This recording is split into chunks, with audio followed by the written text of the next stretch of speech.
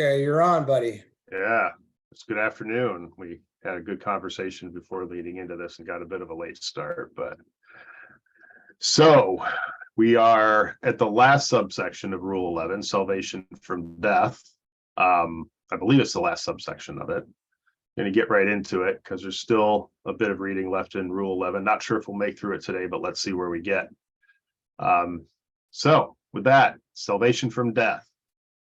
We come now to the second phase of our study of the final words of Rule 11. We have dealt with salvation from the dangers incident to the creation of thought forms by a human being who has learnt or is learning to create on the mental plane. Much could have been said from the standpoint of the inability of the majority of students to think with clarity.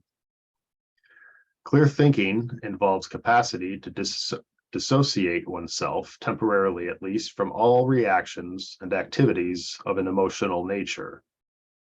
As long as the astral body is in a state of restless movement and its moods and feelings, its desires and emotions are powerful enough to attract attention, positive pure thought processes are not possible.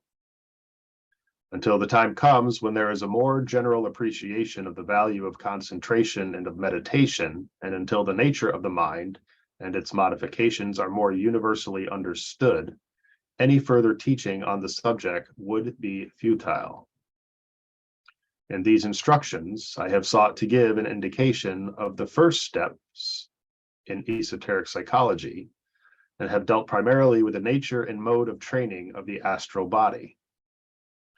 Later on in this century, the psychology of the mind, its nature and modifications may be handled in more detail. But the time is not yet. And as a reminder, this was written in the early 20th century. So this time should be upon us now. Our subject now is salvation from the body nature through the process of death. Two things must be borne in mind as we seek to study the means of this salvation. First, by the body nature, I mean the integrated personality, or the human equipment of physical body, vital or etheric vehicle, the matter or mode of being of the desire nature, and the mind stuff. These constitute the sheaths or outer forms of the incarnated soul. The consciousness aspect is sometimes focused in one and sometimes in another, or is identified with the form or with the soul. The average man works with facility and self-consciousness in the physical and astral bodies. The intelligent and highly evolved man has added to these two the conscious control of his mental apparatus, though only in certain of its aspects, such as the memorizing or analyzing faculties. He has also, in some cases, succeeded in unifying these three into a consciously functioning personality. The aspirant is beginning to understand something of the principle of life, which is animating the personality, whilst the disciple is utilizing all three because he has coordinated or aligned the soul, the mind, and the brain, and is therefore beginning to work with his subjective apparatus or energy aspects. Secondly, this salvation is brought about through a right understanding of the mystical experience we call death. This is to be our theme, and the subject is so immense that I can only indicate certain lines along which the aspirant may think and posit certain premises which he can later elaborate. We shall confine ourselves also primarily to the death of the physical body. Let us first of all define the mysterious process to which all forms are subject and which is frequently only the dreaded end, dreaded because it is not understood. The mind of man is so little developed that fear of the unknown, terror of the unfamiliar, and attachment to form have brought about a situation where one of the most beneficent occurrences in the life cycle of an incarnating Son of God is looked upon as something to be avoided and postponed for as long a time as possible. Excuse me.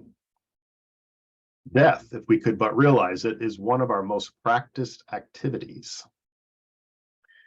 We have died many times and shall die again and again. Death is essentially a matter of consciousness.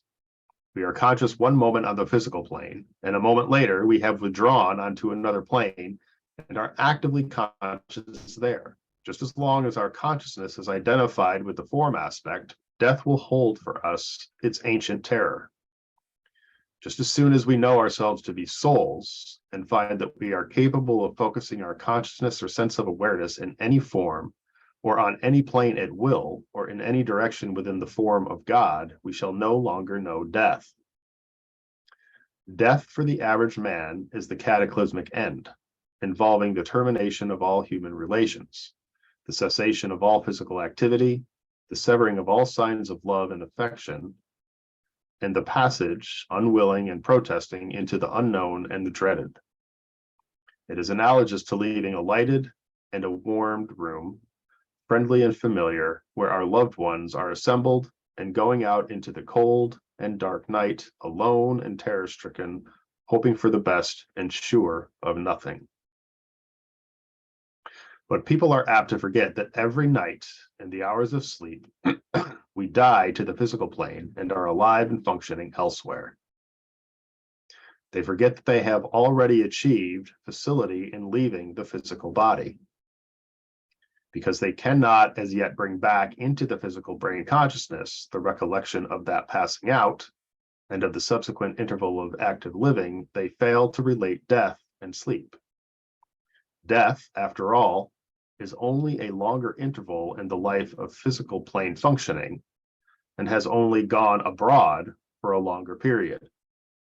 But the process of daily sleep and the process of occasional dying are identical, with the one difference that in sleep, the magnetic thread or current of energy along which the life force streams is preserved intact and constitutes the path of return to the body. In death, this life thread is broken or snapped. When this has happened, the conscious entity cannot return to the dense physical body, and that body, lacking the principle of coherence, then disintegrates.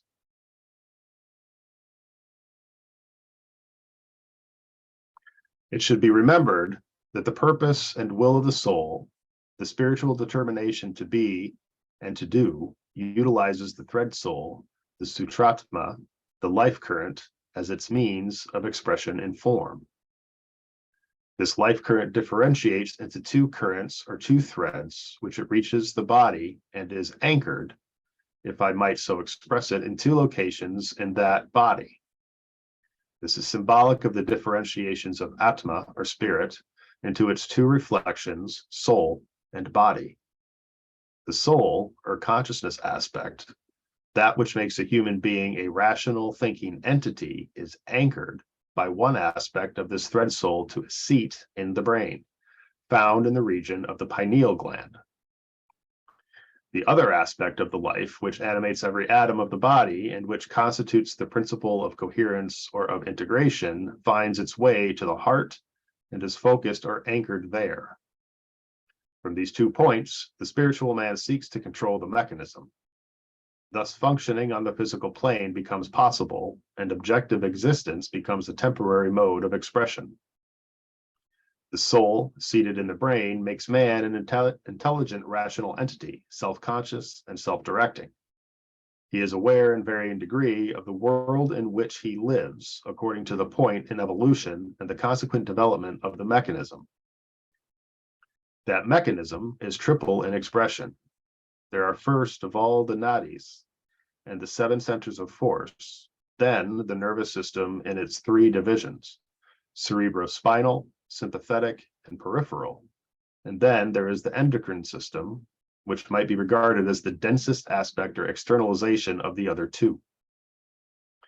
The soul, seated in the heart, is the life principle, the principle of self-determination, the central nucleus of positive energy by means of which all the atoms of the body are held in their right place and subordinated to the will to be of the soul.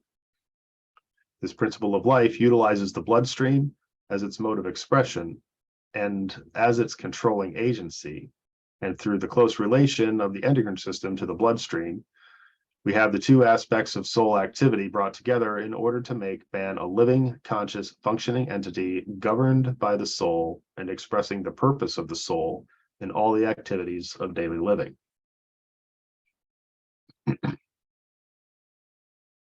Oops, too far. Death, therefore, is literally the withdrawal from the heart and from the head of these two streams of energy, producing consequently complete loss of consciousness and disintegration of the body.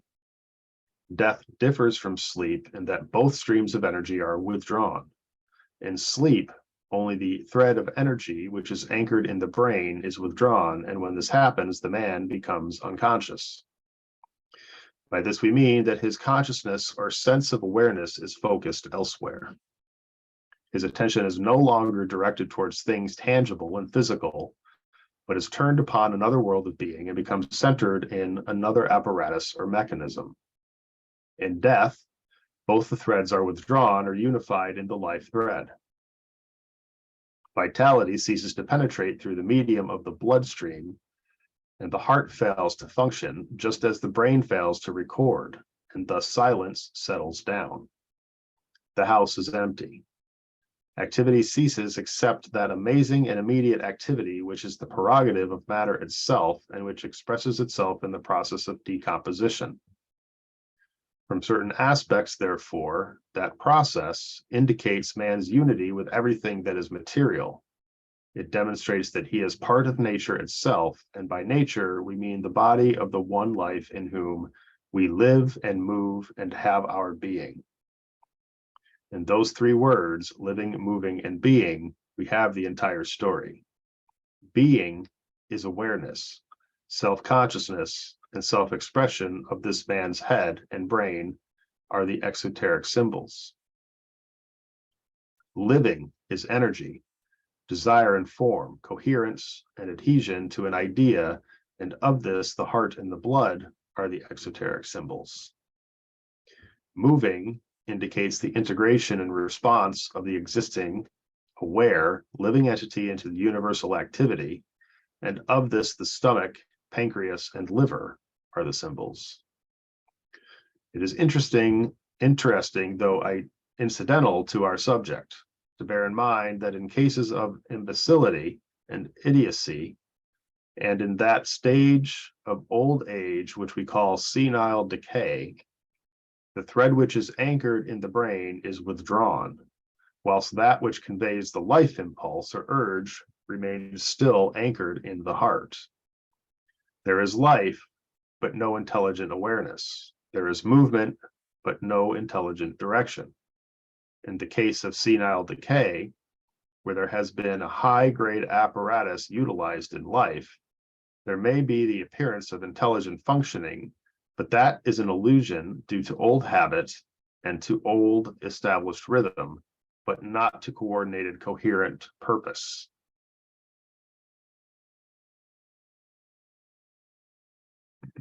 It must be noted also that death is, therefore, undertaken at the direction of the ego, no matter how unaware a human being may be of that direction. The process works automatically with the majority, for when the soul withdraws its attention, the inevitable reaction on the physical plane is death, either by the abstraction of the dual threads of life and reason energy, or by the abstraction of the thread of energy, which is qualified by mentality, leaving the life stream still functioning through the heart, but no intelligent awareness. The soul is engaged elsewhere and occupied on its own plane with its own affairs. In the case of highly developed human beings, we often find a sense of prevision as to the death period. This is incident upon egoic contact and awareness of the wishes of the ego.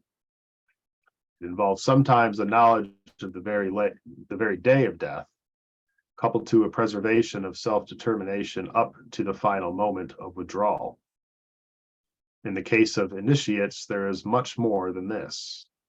There is an intelligent understanding of the laws of abstraction, and this enables the one who is making the transition to withdraw consciously and in full waking awareness out of the physical body, and so to function on the astral plane. This involves the preservation of continuity of consciousness so that no hiatus occurs between the sense of awareness on the physical plane and that of the after-death state. The man knows himself to be as he was before. though without an apparatus whereby he can contact the physical plane. He remains aware of the states of feeling and of the thoughts of those he loves, though he cannot perceive or contact the dense physical vehicle. He can communicate with them on the astral plane or telepathically through the mind if they and he are en rapport, but communication that involves the use of the 5 physical senses of perception lies necessarily out of his reach. It is useful to remember, however, that astrally and mentally the interplay can be closer and more sensitive than ever before he is freed of the handicap of the physical body. 2 things, however, militate against this interplay. One is the grief and violent emotional upset of those left behind, and in the case of the average human being, the other is the man's own ignorance and bewilderment as he stands faced by what are to him new conditions, though they are really old conditions, if he could but realize it. Once men have lost the fear of death and have established an understanding of the after-death world, which is not based on hallucination and hysteria or on the conclusions, oft unintelligent, of the average medium, who speaks under the control of his own thought form, built by himself in the circle of sitters, we shall have the process of death properly controlled. The condition of those left behind will be carefully handled so that there is no loss of relationship and no false expenditure of energy. There is a big difference now between the scientific method of bringing people into incarnation and the perfectly blind and oft frightened and surely ignorant way in which we usher them out of incarnation. I seek today to open the door in the Occident to a newer and more scientific method of handling the process of dying. And let me make myself perfectly clear. What I have to say in no way abrogates modern medical science with its palliatives and skill. All I plead for is a sane approach to death. All I seek to make is a suggestion that when pain has worn itself out and weakness has supervened, the dying person be permitted to prepare himself, even if apparently unconscious, for the great transition. Forget not that it takes strength and a strong hold on the nervous apparatus to produce pain. Is it impossible to conceive of a time when the act of dying will be a triumphant finale of life? Is it impossible to vision the time when the hour spent on the deathbed may be but a glorious prelude to a conscious exit? When the fact that the man is to discard the handicap of the physical sheath may be for him and those around him the long waited for and joyous consummation? Can you not visualize the time when, instead of tears and fear and the refusal to recognize the inevitable, the dying person and his friends would mutually agree on the hour, and that nothing but happiness would characterize the passing? That in the minds of those left behind, the thought of sorrow will not enter, and deathbeds will be regarded as happier occasions than births and marriage? I tell you that before so very long, this will be deeply so for the intelligent of the race, and little by little for all. You say there are as yet only beliefs as to immortality and no sure evidences. In the accumulation of testimony, in the inner assurances of the human heart, in the fact of belief in eternal persistence as an idea in the minds of men lies sure indication. But indication will give place to conviction and knowledge before another 100 years has elapsed, for an event will take place and a revelation will be given to the race, which will turn hope into certainty and belief into knowledge. In the meantime, let a new attitude to death be cultivated and a new science of death be inaugurated. Let it cease to be the one thing we cannot control and which inevitably defeats us, and let us begin to control our passing over to the other side and to understand somewhat the technique of transition. Before I take up this subject in greater detail, I would like to make reference to the web in the brain, which is intact for the majority, but is non-existent for the illumined seer. In the human body, as you know, we have an underlying interpenetrating vital body, which is the counterpart of the physical, which is larger than the physical, and which we call the etheric body or double. It is an energy body and is composed of force centers and nadis of force threads, nadis or force threads. These underlie or are the counterparts of the nervous apparatus, the nerves and the nerve ganglia. In two places in the human vital body, there are orifices of exit for the life force. One opening is in the solar plexus, and the other is in the brain at the top of the head. Protecting both is a closely woven web of etheric matter, composed of interlacing strands of life energy.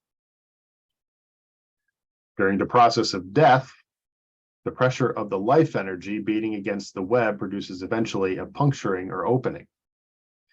Out of this, the life force pours as the potency of the abstracting influence of the soul increases. In the case of animals, of infants, and of men and women who are polarized entirely in the physical and astral bodies, the door of exit is the solar plexus, and it is that web which is punctured, thus permitting the passing out. In the case of mental types, of the more highly evolved human units, it is the web at the top of the head in the region of the fontanelle, which is ruptured, thus again permitting the exit of the thinking rational being.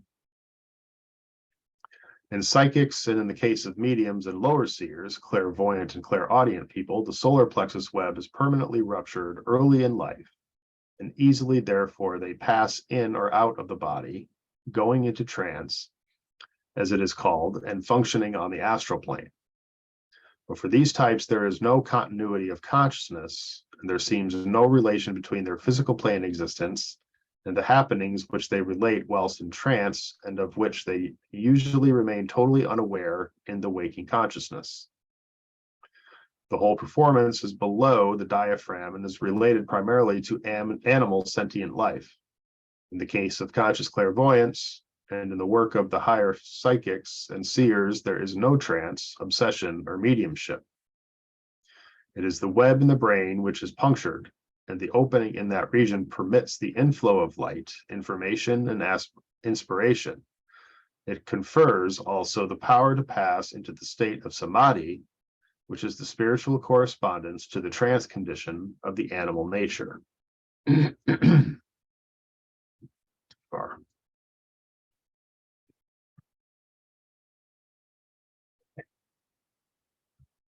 the process of death, these are, therefore, the two main exits: solar plexus for the astrally polarized, physically biased human being, and therefore of the vast majority, and the head center for the mentally polarized and spiritually oriented human being. This is the first and most important fact to remember, and it will easily be seen how the trend of a life tendency and the focus of the life attention determine the mode of exit and death. It can be seen also that an effort to control the astral life and the emotional nature and to orient oneself to the mental world and to spiritual things has a momentous effect upon the phenomenal aspects of the death process.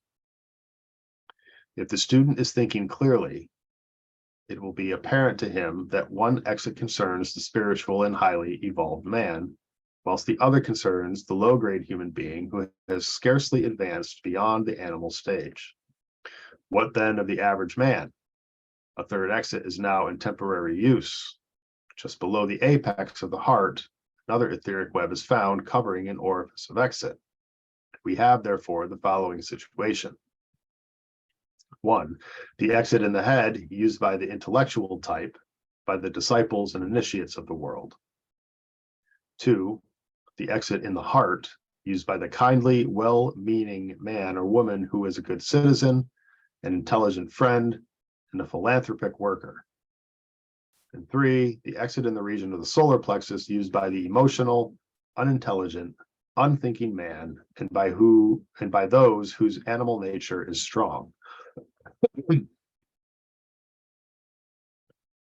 This is the first point in the new information, which will slowly become common knowledge in the West during the next century. Much of it is already known by thinkers in the East and is in the nature of a first step towards a rational understanding of the death process. The second point to be grasped is that there can be a technique of dying and a training given during life, which will lead up to the utilization of that technique.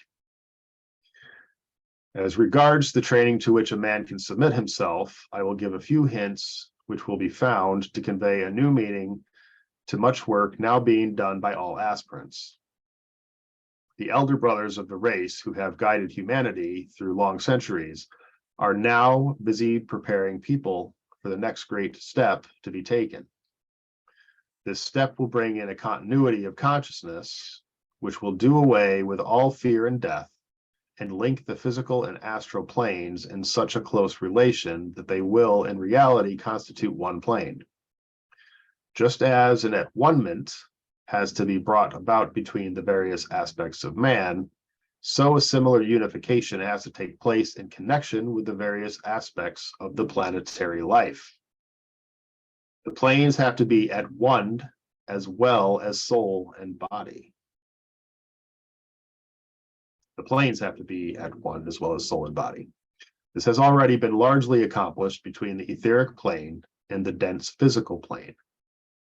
Now it is being rapidly carried forward between the physical and the astral.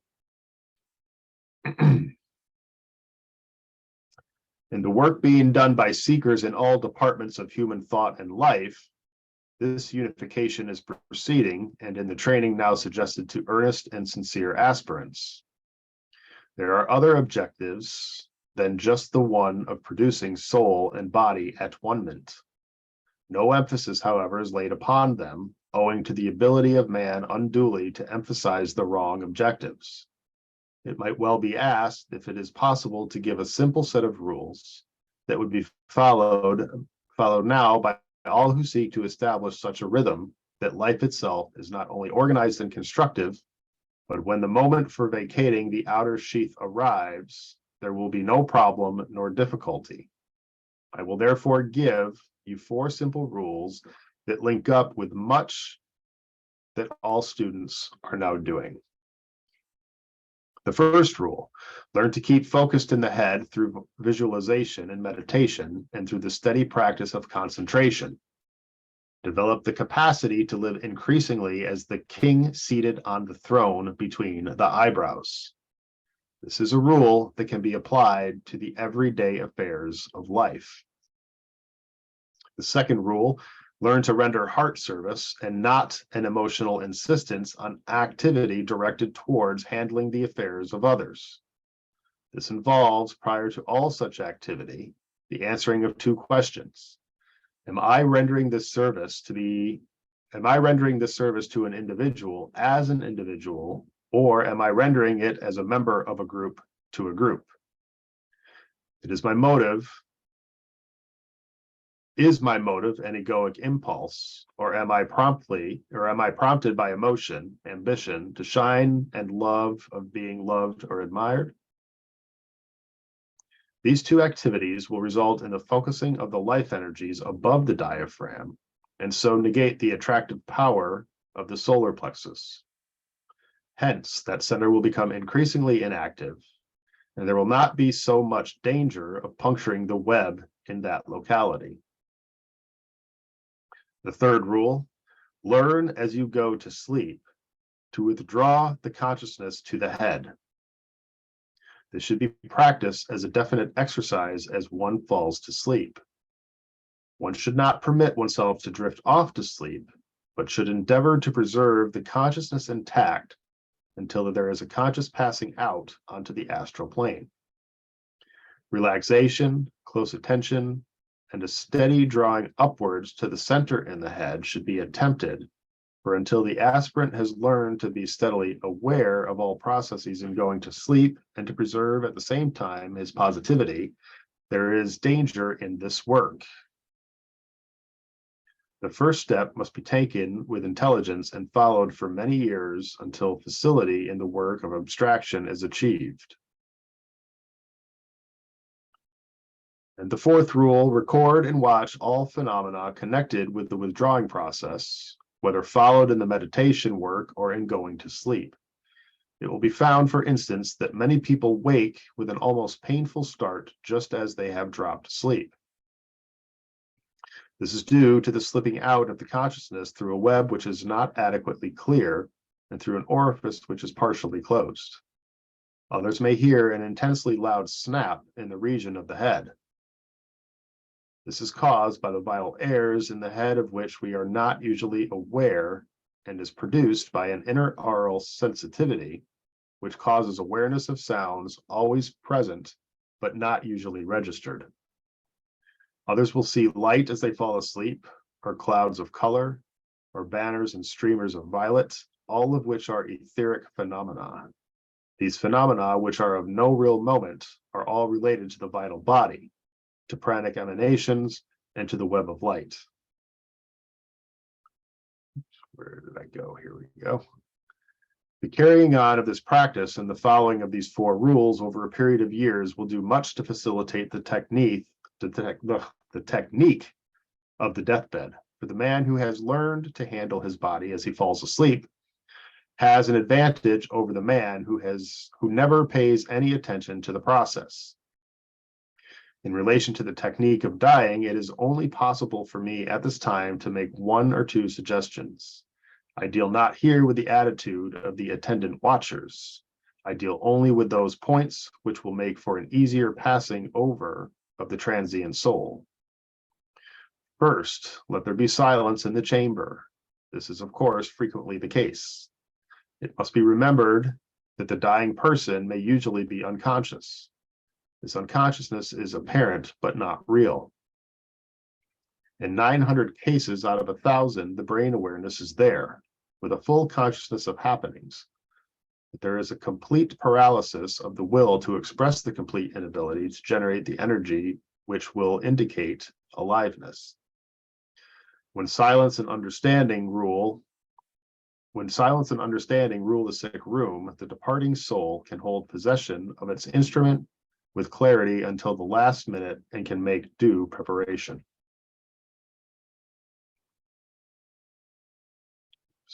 Too far there.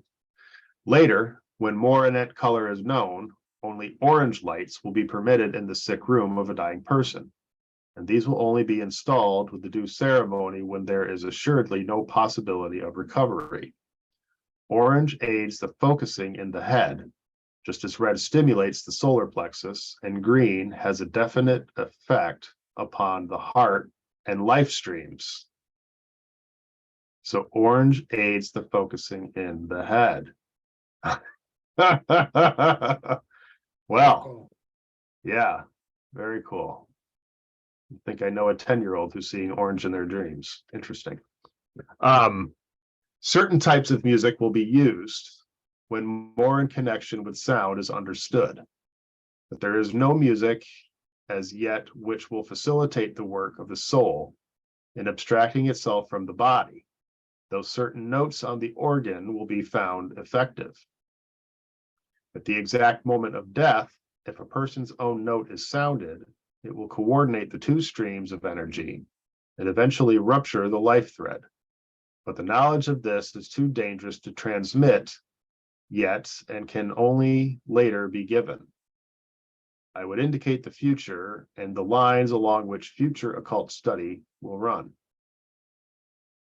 It will be found also that pressure on certain nerve centers and on certain arteries will facilitate the work. The science of dying is held in custody, as many students know, in Tibet. Pressure on the jugular vein and on certain big nerves in the region of the head and on a particular spot in the medulla oblongata will be found helpful and effective. A definite science of death will inevitably later be elaborated, but only when the fact of the soul is recognized and its relation to the body has been scientifically demonstrated. Mantric phrases will also be employed and definitely built into the consciousness of the dying person by those around him, or employed deliberately and mentally by himself. The Christ demonstrated their use when he cried aloud, Father, into thy hands I commend my spirit. And we have another instance in the words, Lord, now lettest thou thy servant depart in peace. The steady use of the sacred word, chanted in an undertone or on a particular key to which the dying man will be found to respond, may later constitute also a part of the ritual of transition accompanied by the anointing with oil as preserved in the Catholic Church. Extreme unction has an occult scientific basis. The top of the head of the dying man should also symbolically point towards the east, and the feet and the hands should be crossed. Sandalwood only should be burned in the room, and no incense of any other kind permitted.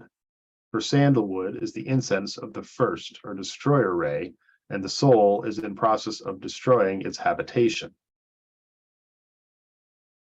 Oh, the other word at the end. This is all I can, at this time, communicate on the subject of death for the consideration of the general public. But I conjure of you to push the study of death and its technique as far as possible, and to carry forward occult investigation of this matter. And there concludes Rule 11. And quite an interesting note. So.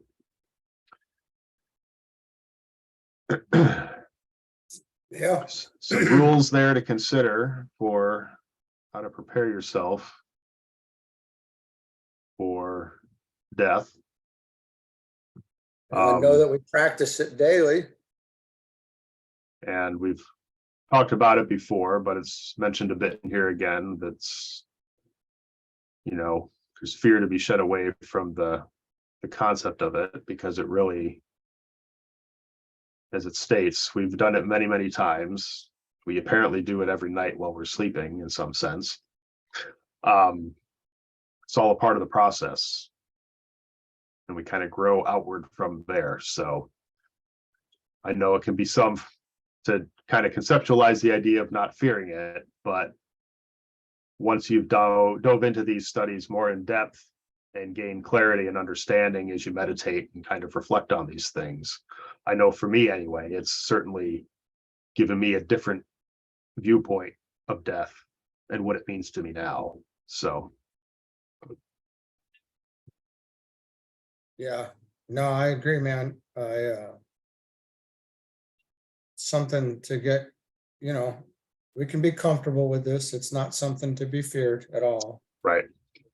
And to know that it's a release, and is what does he say? It's a type of initiation in the beginning, or it's a mystical experience. I mean, it's like, okay, well, that's something to look forward to, not something to be feared. But then also, is there such, because there's no such real thing. There's the continuity just moves over, it shifts. Mm-hmm. There's no such thing as death per se. Right. Just the leaving of the body. It's a word. It's a word we've applied to. I don't know. It's just very strange. I mean, it is and it isn't, because I'm sure some of them use the word transition. That's a pleasant word to use instead of death. Someday maybe that'll be the word of choice. To transition. Right.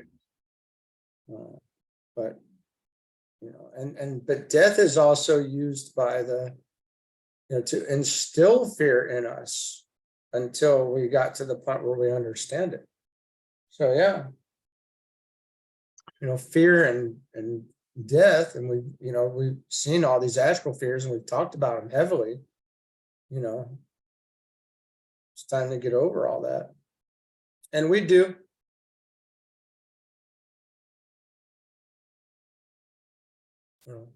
Yeah. So just as soon as this is what I was looking for back here, just as soon as we know ourselves to be souls, we find that we are capable of focusing our consciousness or sense of awareness in any form or on any plane at will or in any direction within the form of God, we shall no longer know death. Right. So it's a thing, but it really isn't. It's just the personality again is Right. mistaken. It's a simple mistake. Like we were talking about, this is all, we're just mistaken about what's actually going on here. Right. And then when you wake up to the illusion and you're not mistaken anymore, and you're conscious of the, and aware, well, then all this is very different. Hmm. It all looks very different at that point. So, yeah. All right. Well, that was good, man. Yeah. I don't know. It's hard to tell people, these you've yourself dealt with death quite a bit this past year, didn't you? Oh yeah. Yeah. Been a lot of deaths between my family, my wife's family in the last couple of years. So Yeah. and then you and my I just, grandmother passed. yeah, there's just, and then outside of our families, we've dealt with some death of some old colleagues and things like that. So, Hmm. um, Yeah. Yeah, your grandmother passed this year too, right? yeah, just back in January. Yep. Yeah, mine passed in November, or yeah, I think it's November. So There we go. yeah, I said I think the veil is thinner in those days. I remember. Right. Or you can kind of be, I don't know. It's an interesting thing when that happened. But that they haven't gone anywhere, so. Exactly. Yep. And it makes a difference knowing what we know now going into those situations.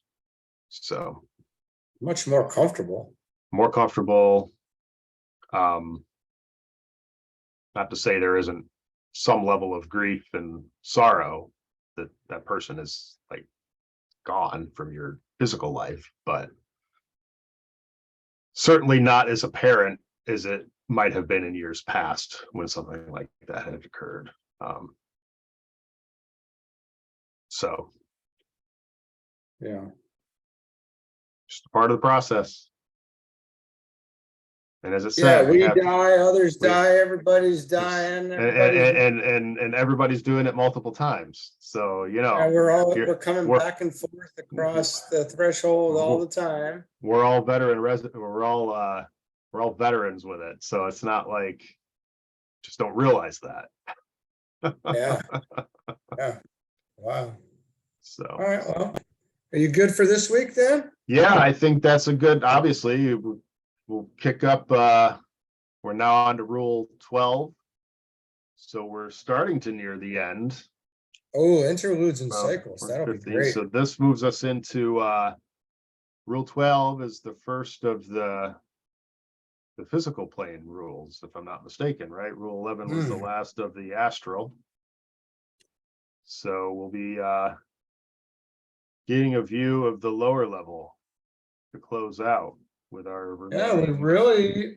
Oh no, you with our have. remaining 4 rules. 15 rules total. So we've got Only 4 more about to go. 130. About 130 pages left. And that's something. That's something. We've only been at this for, ooh, gee, a year and a half. It's been a while. Well, but it's a text that you have to take in bite-sized chunks. Maybe a year. You think Yeah. a year? A little over a year, I think. Wow. But it's Yeah, I don't know. matter. I'll have to take a look. That's interesting. So Okay, buddy.